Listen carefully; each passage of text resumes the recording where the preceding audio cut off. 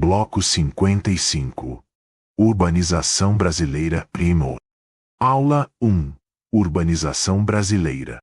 Hoje a gente vai conversar sobre um tema super importante para entender o Brasil de hoje, a urbanização brasileira.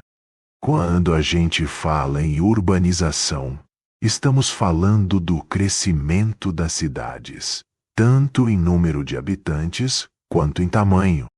E aqui no Brasil, esse processo foi muito rápido, principalmente a partir da metade do século XX.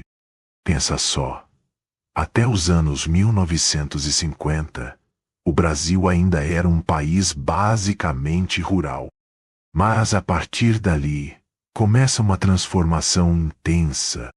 A indústria se expande, especialmente no Sudeste, e isso atrai muita gente do campo em busca de emprego.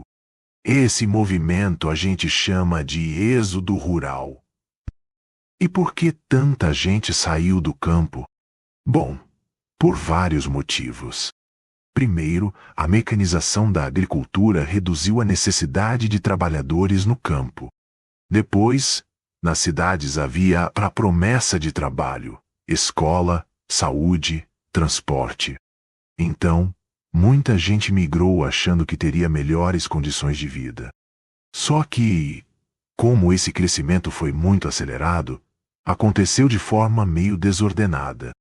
Surgem os grandes centros urbanos, como São Paulo e Rio de Janeiro, que concentram milhões de pessoas e acabam ficando com o que a gente chama de macrocefália urbana, ou seja, cidades gigantes e superlotadas. E aí começam os problemas. A infraestrutura não dava conta de tanta gente chegando de uma vez. Transporte, saneamento, moradia. Tudo ficou insuficiente. Resultado? Muitas pessoas acabam vivendo em condições precárias, nas chamadas favelas e áreas de risco. Isso mostra a forte desigualdade socioespacial que marca o Brasil urbano até hoje. Além disso, a urbanização acelerada trouxe também consequências ambientais. Poluição, desmatamento nas áreas de expansão das cidades e ocupação irregular do solo. Para você ter uma ideia, em 1960, o número de pessoas vivendo nas cidades já tinha ultrapassado o número de pessoas vivendo no campo. E em 2010, cerca de 84% da população brasileira já estava em áreas urbanas. Ou seja, somos um país essencialmente urbano.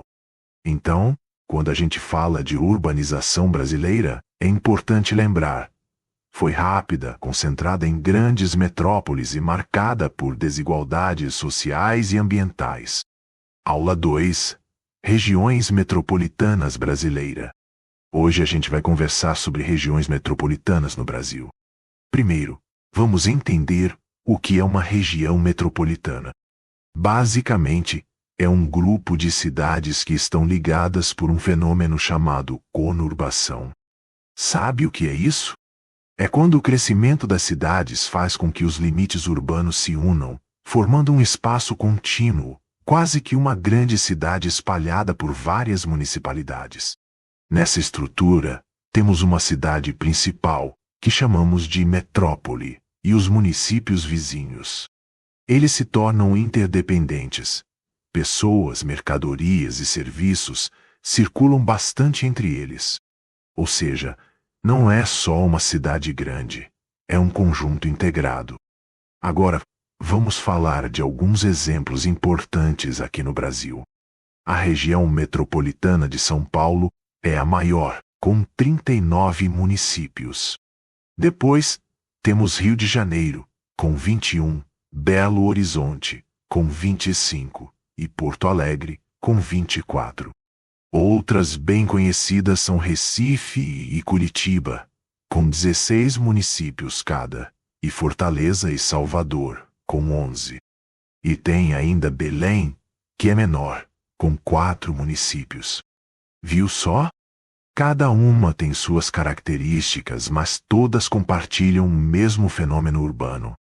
Então, como essas regiões crescem tanto?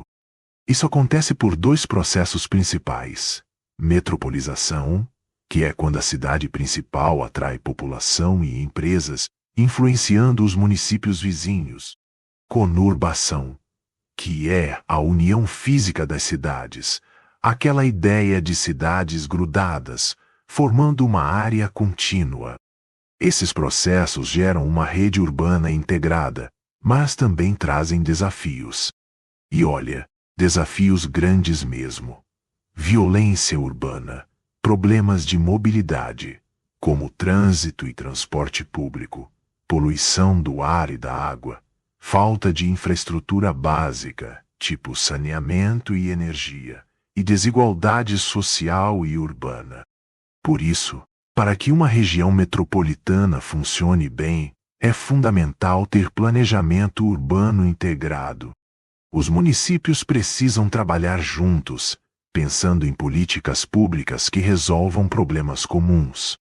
Aula 3: Macrocefalia urbana e problemas sociais.